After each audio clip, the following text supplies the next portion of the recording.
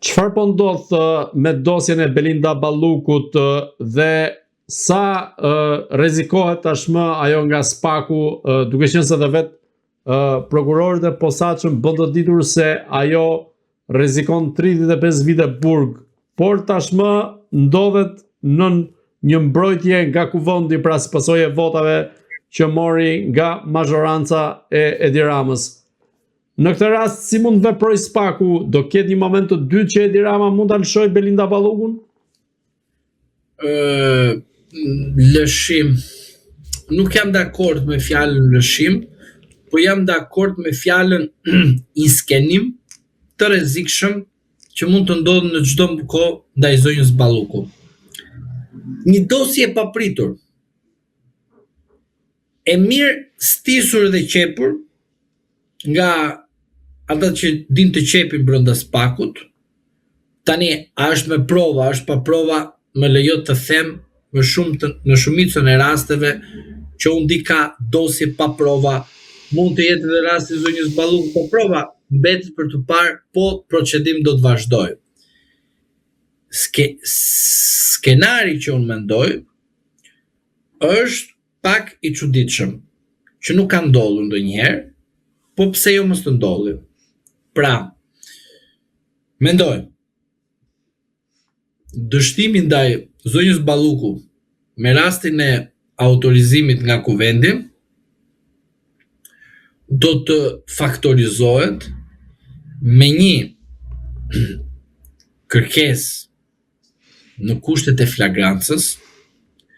Zonja Balluku të ndalohet dhe të mbahet ose në komisariat më të afërt, ose në Spak, jo më shumë se 10 orë, me një komunikim të drejt për drejt të drejtuesit të prokurorisë së posaçëm me kryetarin e kuvendit, dhe në fund fare kuvendi vendos lirimin e saj të menjëhershëm për arsye të cilët ne i dim qëndrimin që zoti Rama do të mbajë.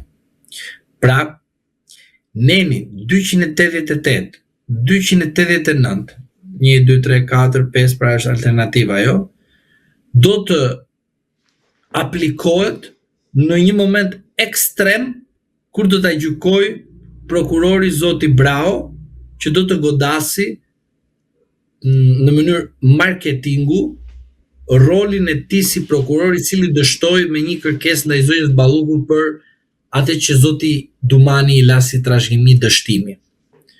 Zoti Brao, për mendimin tim, në rast se don të dukej që është një guximtar, përdor edhe mekanizmin e një dosje në kushtet e flagrancës, e përdor këtë si një mekanizëm për të ushtruar për të parë ndaj një deputetit arrestimin në kushtet e flagrancës, por në kushtet e flagrancës ndaj një deputetit nga një Spak i ri, pra nga një Spak të gjithë besojnë një drejtësi e pavarur, pa mashtrime nga mes deri në darkë, por ky është një skenar i frikshëm, i rrezikshëm, i aplikueshëm, por kërkon guximtar që të bëjë një veprim të tillë ndaj zonjës Balluku. Edhe këtu duhet të matim edhe të bëjmë një matje politiko-juridike me qëndrimin e zotit Rama.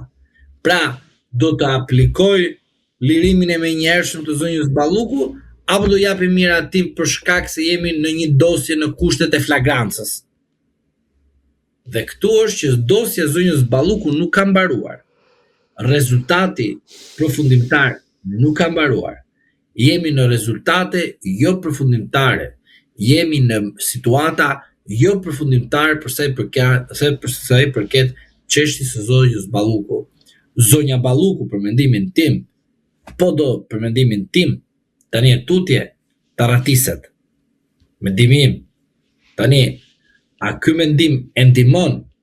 Po t'isha avokati saj, do t'i thoja helikopteri i parë edhe zoti të bekoft. Por, kjo është një drejt individuale, se a ka një person të drejt të gjykohet nga një drejtësi e pavarur pa anshme? Mendoj po. Por të shkosh te një drejtësi ku ke bashkëpunuar me person që krenohet për drejtësinë që ka bërë, ndërkohë krenohet nga mjesi deri në darkë, bën sikur po të ndihmon, nuk je pa autorizimin, por ndërkohë ti je e proceduar dhe je e pandehur, kur duke thënë se je pandehur ti do shkosh të gjykohesh, gjatë seancës paraprak mund të ndryshohet akuza. Me ndryshimin e akuzës ti edhe në themel mund të ndryshohet akuza se nuk shkon me gjykim të shkurtuar, shkon në gjykim të zakonshëm, ose mund të shkosh në gjykim të shkurtuar, por aty bëhet nami për shkak se kualifikimi i veprës nuk është ashtu, edhe gjykatësi ta refuzon gjykimin e shkurtuar, edhe të çon me gjykim të zakonshëm, edhe po në gjykimin e zakonshëm mundet edhe të bëhet ndryshimi i akuzës ose të shtohen akuza të reja. Pra, në rast ta marrësh në një studim juridik të thelluar, jo si përfaqësor, kështu pranohet ti gjykim të shkurtuar dhe gjykata do pranojë çfarë ti kërkon. Pra gjykimi i shkurtuar është një e drejtë. Nuk është një detyrim për gjykatën. Në rast se gjykata shikon që ato janë akte të cilës kanë vlerë fare juridike, po kërkojnë hetim më të thelluar sepse gjykata do të marrë edhe disa atribute të prokurorisë, do thotë, "Ore, prokuror, a jam vete, është kualifikim vepër penale ky që dënohet me 5 vite kur këtu është mal me prova kundër kësaj që dyshohet që mund të ketë bërë korrupsion."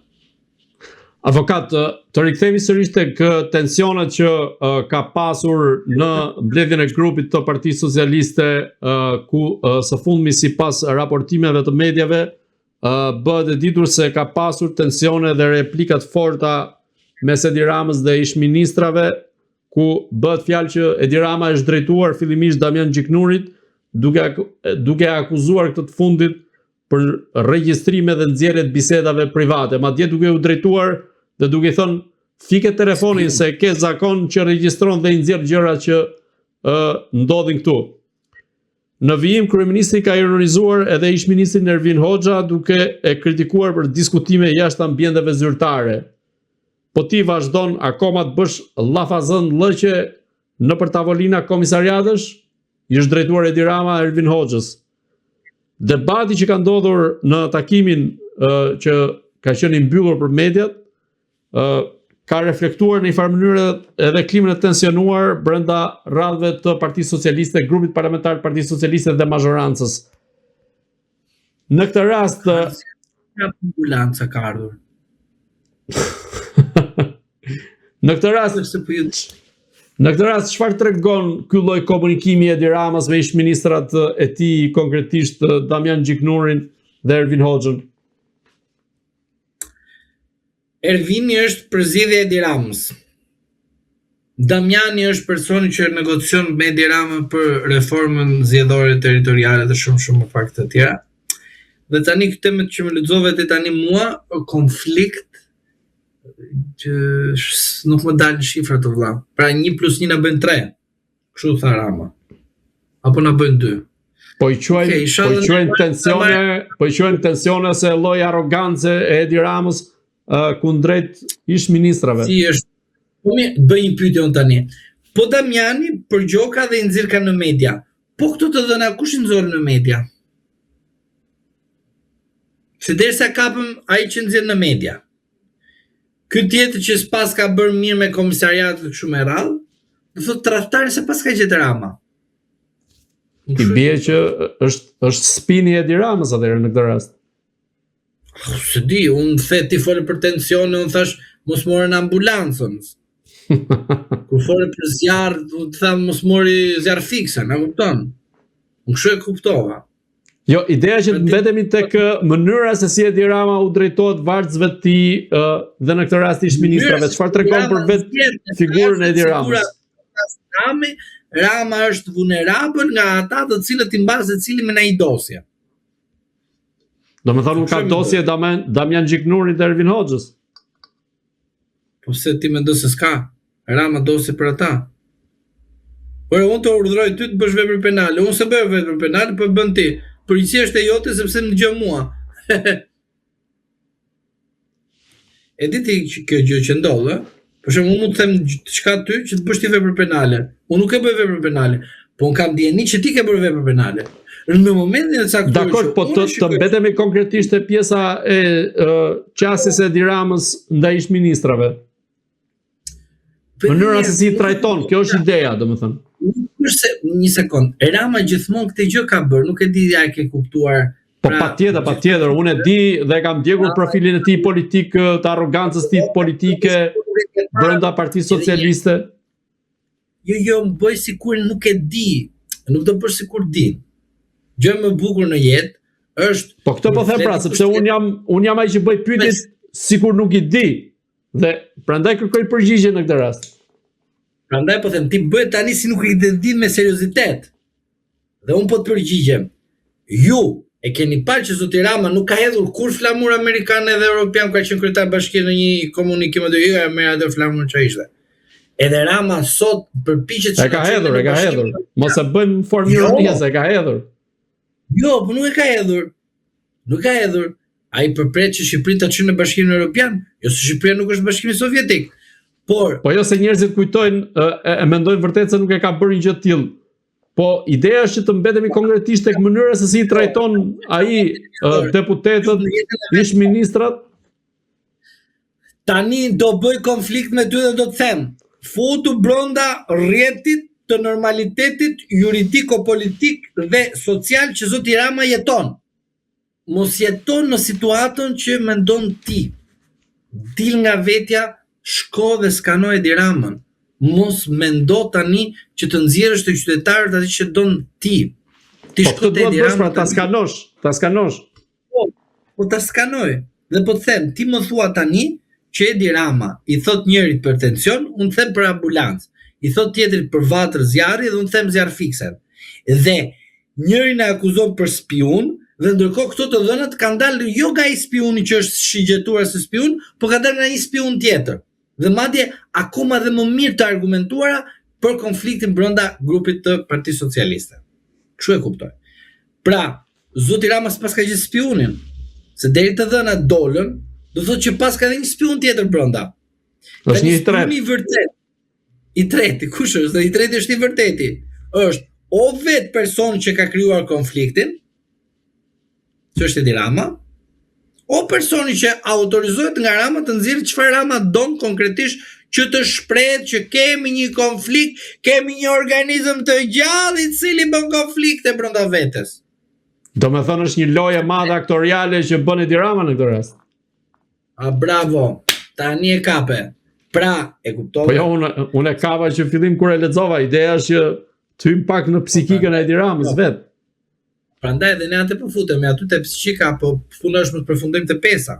Pa ta mbajmë këtu në kuadrin ton këtu te Agora News, do të thotë, mos çojmë te pesa atje. Se po çojmë te pesa atje, zoti na ruajt. Prandaj e vërteta është që ne duhet të luajmë rolin sikur po bëjmë viktimën, a kupton që një person po përpiqet të ketë instabilitet të brendshëm, pa ka konflikte, ato konfliktet ai vetë i shkakton, vetë i kontrollon dhe vetë si ai viktimi pa sot.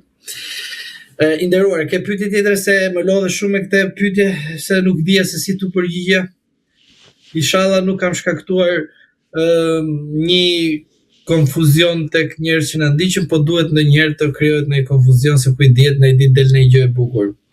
Po kujdesni pesën.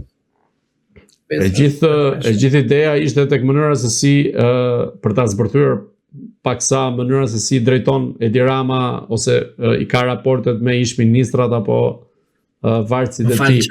Edi Rama. Raportet me ministrat thua ti. Tani Edi Rama përveç vetes së tij nuk ka raporte të mira me asnjë tjetër. Ndoshta edhe me veten është në pikpyetje, domethënë se mund të ketë konflikte shpeshhershme. Mund të ketë me numër ato vëlla konflikte. S'ta kam fajin unë.